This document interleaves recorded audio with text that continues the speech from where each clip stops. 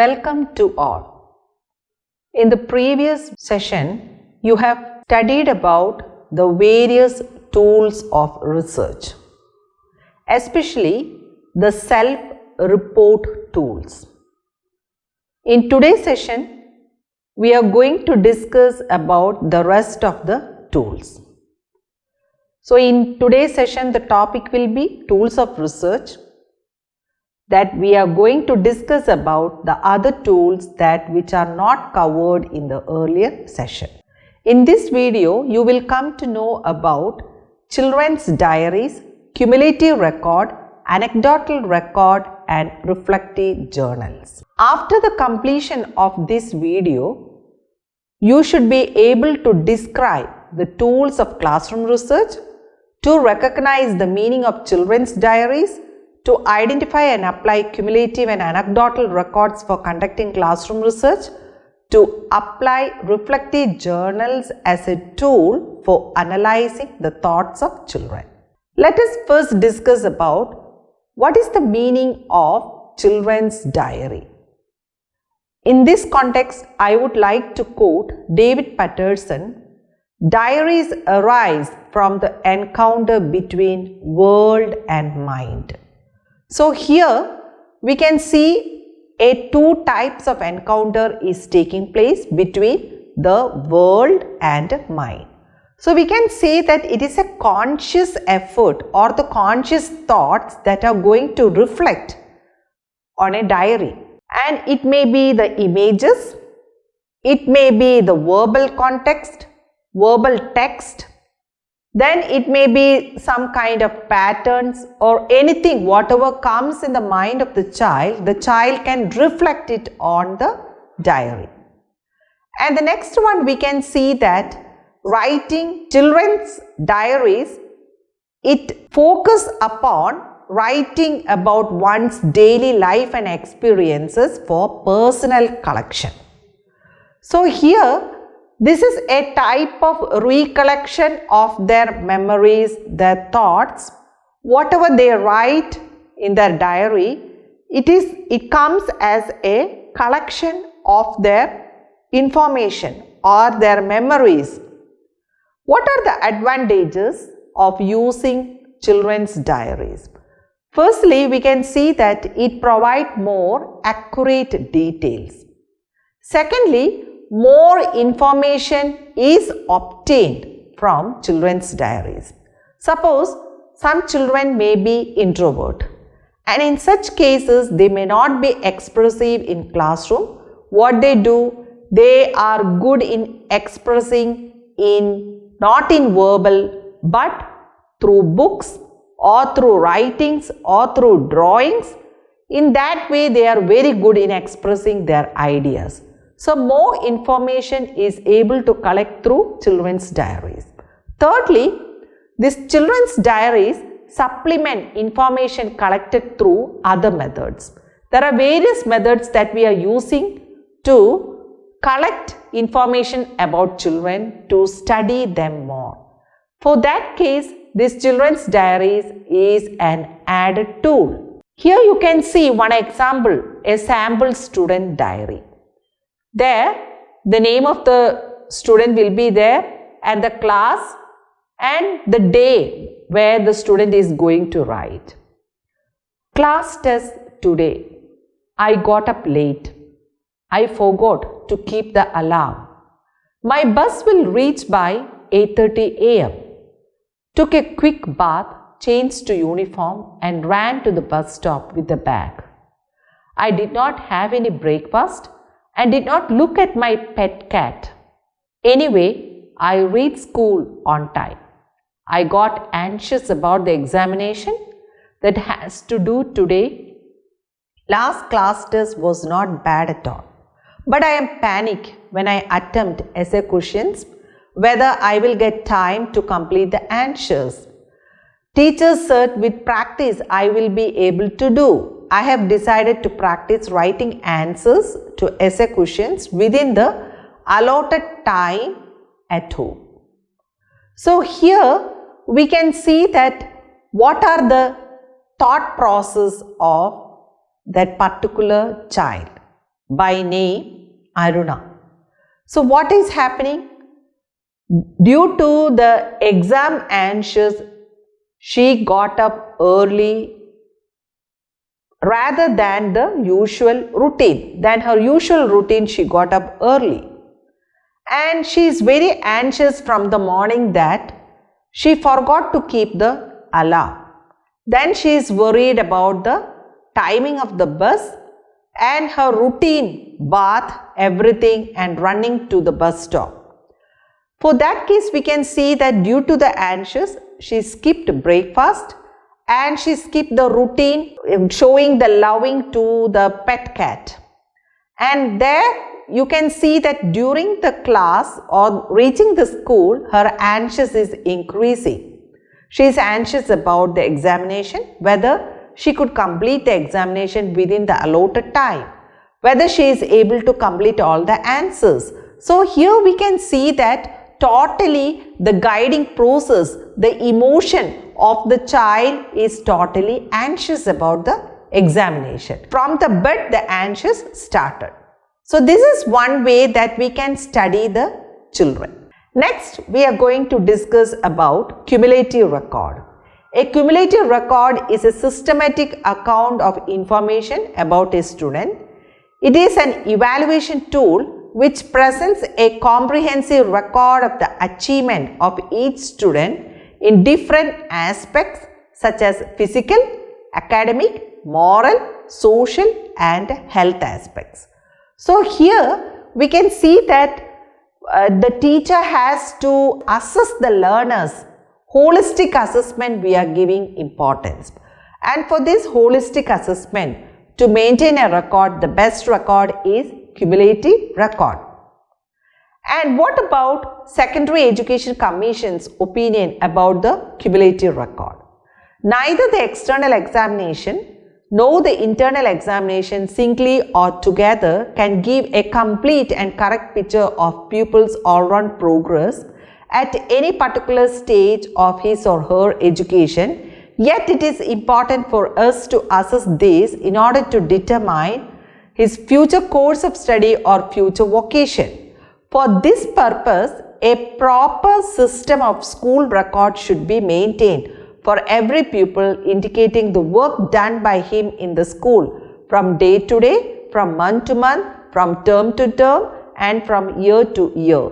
Such school records will present a clear and continuous statement of the attainments of the child in different intellectual pursuits throughout successive stages of his or her education. So this is all about the recommendation given by the Secondary Education Commission. But till now in schools, nowadays we are keeping this cumulative record where we can know the holistic development of the child. Coming to the need of the cumulative record, we can find out that it gives a complete picture of a child's all-round progress in different areas. What are the areas? Physical, academic, moral, social and health. Secondly, to assess the child's potentialities, interests, aptitude and talents. Thirdly, to provide proper guidance and counseling, taking into consideration the child's scholastic and co-scholastic achievements. Next, to help parents and teachers in the placement of the child after the completion of study. Then, to help in identifying abnormal behavior of children and those who are weak in studies. And lastly, to help in solving the problems of the child. Then we have to know what are the contents that included in a cumulative record card. There we can see there are personal data. In personal data, we can say that the name of the child, the age of the child, the profile of the child is explained in the personal data. Next, about the academic data, where it includes the achievement of the child, the marks scored by the child or the grade acquired by the child, and the fields where the child is interested, everything comes under the academic data. And the next data, that is health data. In the health data, we can see the height, weight and the blood group, everything about the child. Then comes the co-curricular activities data. So in which co-curricular activities the child is interested, how the child is performing in co-scholastic areas. So all those things are getting from this data. Then comes the personality characteristics. What type of a child is, what about her punctuality, what about her cooperation style. So all those things we will get about the child from this personality characteristics. Then comes the record of counseling and guidance. If the child has some behavioral problems, what type of behavioral problems earlier the child has gone through, what type of counseling and guidance the child received from the school counselor or from the teacher or from any other stakeholders. And here the next one, that is the general overall remarks given by the teacher who is daily interacting with the child. So these are the important contents of a cumulative record card. Coming to the next tool, that is the anecdotal record. When we think of this anecdotal record, we can see that it is the observed behavior of the child. Whatever the child did, through observation, we are noting down in the anecdotal record. It is a record of some significant episode in the life of a child that sheds light on the conduct, thinking, skills and capabilities, revealing significant features and characteristics about his or her personality. So here we can see that in the anecdotal record, the whole episode of the life of the child is reflecting their conduct, how they are thinking, and then what type of skills the child is having and what type of aptitude, interest the child is having. Everything is noted down in the anecdotal record. What is the purpose of using this anecdotal record? If we want to get a longitudinal qualitative picture of the behavioral changes in the life of each child, we have to use anecdotal record. Secondly, if we want to know the physical, social, economic, aesthetic and cognitive development of a child, it is reflected in the anecdotal record. Thirdly, to assess children in the classroom as well as outside classroom activities. Already the children within the classroom, there are a lot of engagements, and outside the classroom also some kind of engagements are given to the child. That is also recorded in the anecdotal record. Then comes to record documents of a child's growth and trends. That is also in the anecdotal record. Then comes to identify the child's attitude, current skill level, interest and skills. Everything is recorded in the anecdotal record. Next, to record qualitative information like details about a child's specific behavior or the conversation between two children. How the child is interacting with others among the peer group, or how the child is able to interact with the adults. What is their style? Everything is recorded in the anecdotal record. And the next one, to write valid and reliable observation, that is positive as well as negative. For instance, participation in group, fights, quarrels, failure to attempt or complete assignments, etc. related with a child. So all the drawbacks as well as the strength of the child are recorded in the anecdotal record, so that a teacher will get a holistic understanding about the development of the child. While preparing this anecdotal record, what are the points one has to keep in mind are: first one, record the date, when the child is observed, child's name and time of observation. Secondly, not only what you see and hear. We cannot write our perception about the child. Whatever we see, we have to write the same thing. Whatever we hear, we should not add interpretation to our understandings. We have to show the correct one.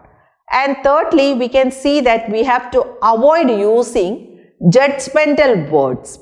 We cannot say that you are always like this. This is some kind of judgment. We should not use any judgmental words regarding the child. And then analyze the information you collected for strengths and needs. We should not write it and keep it away. We should take it and then analyze the record. Coming to the next points, we can see that we should relate our own interpretation to other knowledge what we have of the child. So whether it is matching or not, that thing we have to check. And the next one, use the information for instructional planning.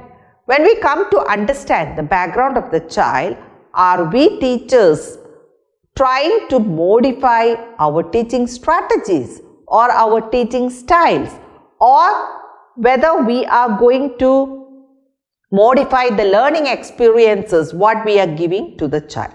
So for these points should be kept in mind while preparing the anecdotal record. Here you can see a sample anecdotal record. The name is there, the class is there, the section, roll number and the month. And in the first column what we can see, the occasions and date are noted. Secondly, situation observed by the teacher. Thirdly, teacher suggestions or comments and the signature of the teacher. So this example denotes an assembly hall. The date was noted. There what happened? The observation was written by the teacher. Thus, Rohan gave his friend Rajat write up for the speech and helped him learn it. Secondly, he has helped his friend Rajat to speak in the assembly. It shows his strong social skill as well as language skill. So what is the teacher's comment is that Rohan is intelligent and cooperative. As he is cooperative, he helped his friend Rajat. Second one, the language classroom. The occasion is the language classroom. The date has already written. And what are the situation is that he has displayed excellent communication skill in English language speaking class. He always raised good questions, and the way he framed the questions, the vocabulary, everything is excellent. Next one, his vocabulary and choice of words are very excellent. So what is the observation given by the teacher about Rohan is that Rohan should take part in debate. He needs to improve his facial expressions while speaking. He is a confident student. While he speaks, he is very confident. So here we can analyze what is the language or the communication ability of the child and what is the personality. Regarding the personality, we can see that the child is very confident. And the next tool that is discussed is reflective journals. All of us know that this reflective journals is gaining attention at present, at school level, at university level, everywhere we can see that even the training teachers also have to maintain a reflective journal. So reflective journals, they are not books which are filed containing children's writing about their school activities and reflecting on their own thoughts. The act of reflecting on thoughts, ideas, feelings and their own learning encourages the development of metacognitive skills by helping children self-evaluate and sort what they know from what they do not know. It is a piece of writing which allows children to record thoughts and insights about their own learning experience. So here what is important is that already I have stated that it helps the child or encourages the development of metacognitive skills. What is the meaning of these metacognitive skills? Thinking about one's own thinking. So the thought process, we will think, we will note down and then we will keep it away. It's not like that. We have to take it and read it and think on our own. How much is it relevant? How I have achieved this much? So all those things is important in reflective journals.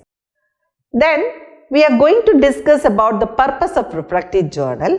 When we look at the purpose, we can see that it reflects upon the subject content and personal experiences as a means to increase the learner's understanding. Secondly, it records the development of learners' ideas and insights. Thirdly, it reflects upon the subject content and personal experiences as a means to increase learners' understanding. Next, what I am going to discuss is how to use reflective journal. This is used for children's reflection during a unit, topic or project. Whether they are in the classroom or in the discussion engagement, how they are going to reflect what they have participated, that all things should be there. Secondly, as a quick and simple tool for children's self-assessment at the end of a class. Thirdly, to enable children to identify and reflect on their success and challenges. So, always we have to reflect upon, not only for challenges, we have to reflect upon these failures also. Why do I fail? What are the challenges in front of us? How I can overcome it? Then, as a communication tool for children and teachers, this reflective journal is very useful. There are reflective journals for teachers also. So, students have their own reflective journal and teachers have their own reflective journal. And then as a process to refocus on children's learning. Next, we are going to discuss about importance of using reflective journal. What is the importance? It is a very simple process so that everybody can maintain a reflective journal. Secondly, it promotes students' higher order thinking. We are not thinking on our own. The metacognitive thinking will take us to the higher order thinking. It helps children to self-assess and to set goals for the future learning. It engages many of the children in their learning and gives them a sense of ownership and control. It promotes literacy, especially if used in learning areas such as mathematics, arts, science, ICT and interpersonal development. So, we have seen in today's video regarding the tools besides observation, interview and questionnaire. We have discussed about children's diaries, cumulative record, anecdotal record and reflective journals. Hope that you are able to identify which tool is used at particular situation and how to apply that tool to conduct classroom research.